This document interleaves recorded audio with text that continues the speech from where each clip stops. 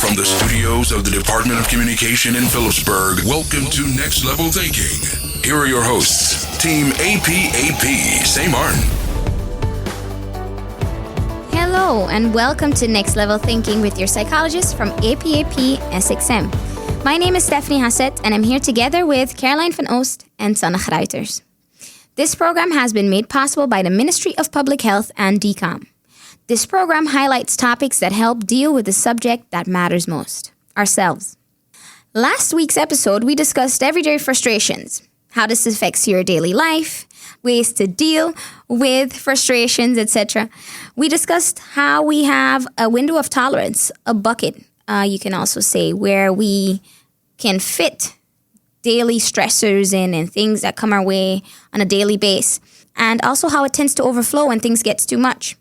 Now, today we're going to talk about social media. You're going to think, okay, frustration, social media. Well, when we get frustrated, we use social media at times. We go on social media to vent, to complain. But we can also use social media sometimes as a hideout. So we want to highlight today how social media has an effect on us and how we use it for our own psyche to either feel better or to use it. Yeah. Why do we use social media? Well, I use it after a day of work. Okay. It's like a moment where you can just switch off, scroll to all the stuff that's online. And the stupid thing is that there's not a lot of interesting information. So you scroll down and you're like, what am I looking at? I recognize that. And before you know, half an hour is gone.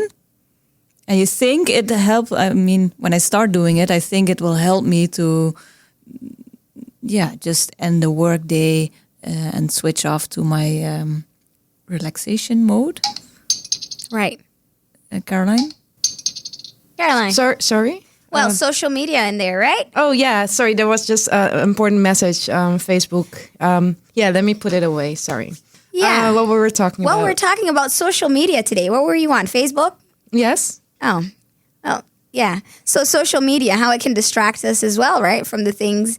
True. And there was also WhatsApp message coming through. You know, sometimes it just goes like that. Well, let's stay on focus today, Caroline. We're talking about social media on the radio today, though. Okay, so guys, because as Sanne said, I recognize that so much. I do it as well. You know, I come home, drop down on the couch, and just start scrolling on Facebook, on Instagram, Snapchat. What else? I don't have there? Snapchat. You don't? No, I it's funny. You should try it. Years ago, I tried it a few times, and I was like, I like the filters. I only use it with my cousin, though. So she sends me some of the pictures, and then I send it back to her. Indeed, it's not, only related to her. It's only about the temporary pictures that you send, right? Yeah, exactly. But then there was that with issue. The funny faces. I remember that everybody was like, okay, so you can send a picture and you want the other person to see it, but don't save it. No, not but then people were screenshotting it. Yeah. And there was a whole discussion. Oh, yeah, like, that was a big thing. What are you sharing? Yeah. And what is the other person going to do with that? With that information, right? Yeah. But that's not only on Snapchat. That's everywhere. But that's the thing. Not to jump ahead too much, but you're saying, okay, what do we share on the internet? I think we share a lot on the internet. I think, as I was saying, when I come home and I get stressed, I scroll through Facebook, but I also share. I also post things on Facebook. What kind of things do you post? Pictures. And life stuff. But sometimes when I'm going to the bathroom, no, not that part anymore. But I mean, if there was a period in time that people shared, like, I'm going to the store right now. Yeah. I'm or I just had lunch with such and so, and the sandwich was amazing. Nice or amazing. Or I'm gonna do my laundry now, and just like a status, I'm just gonna do my laundry now. Okay. Or worse, I just went to the doctor and there was an infection in my toe, and I don't want to know that kind of information. And TMI. when people add the picture of the infected toe. No. That happens. I have seen those things. I wish I did not. Maybe I need some trauma therapy for that, by the way. So why? What do we get out of it? Why do we go on? Because I still do it, though. But where did it start, actually? I remember, what was it? Messenger first, ICQ, Hives. I was in the Netherlands. The dancing banana. The dancing banana.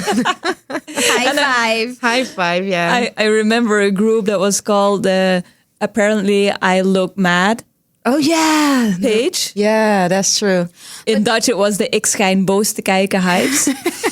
But do you guys remember? Because I do remember that in school back in the days, we used to get like computer classes where they taught us not to share your information online and be careful what. No, you didn't get that in school. We got long ago. We got that. It's a good thing to hear that you got that. We got that in school. Like, teachers- what do you share? What do you put online? Don't put your address online. Don't say who you are, your age. And My mom told me that, but I didn't get it on school. I remember that during the breaks, we only had computers in the library. And, the people from the library didn't really know how the computers work. So we went to all those kind of chat rooms.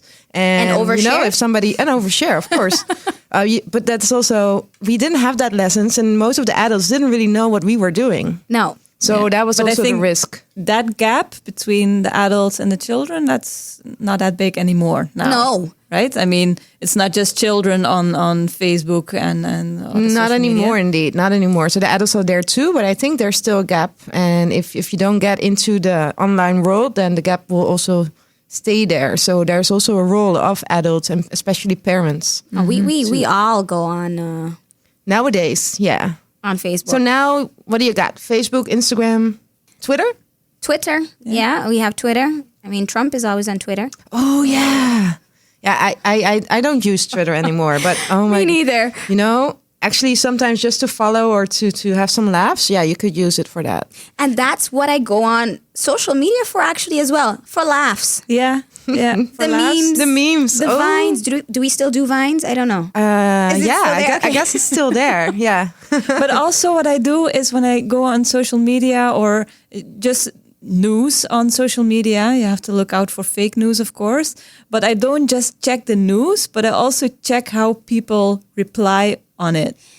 Just to have an idea of the community, how they think about that certain topic and what's going on there. And there you see that complaining mode a lot. A lot. But people reacting to each other like, how can you say this? How can you say that? You don't know about this. You don't know about that. Have anybody of you ever did that dating app? What was that you can swipe? It's Tinder. Oh, Tinder. Yeah, that's I never also did it. something digitally. So that's also something that is new that you can, catch up on. And the dating apps, or what was the other? There was some other stuff. I know there's Bumble. Bumble? But that's my friends in Holland. They're saying that Bumble. I think Bumble. Never heard of it. Something like that. I don't know that one, but So every now and then something new seems to pop up, right? Yeah. And it's more of a digital way of connecting. yeah, we're making connections with each other. We're sharing. We're receiving. We're complaining. We're venting. Yeah. We're using that platform for kind of like our life. Can we say it's an alternate It's life? additional? Yeah.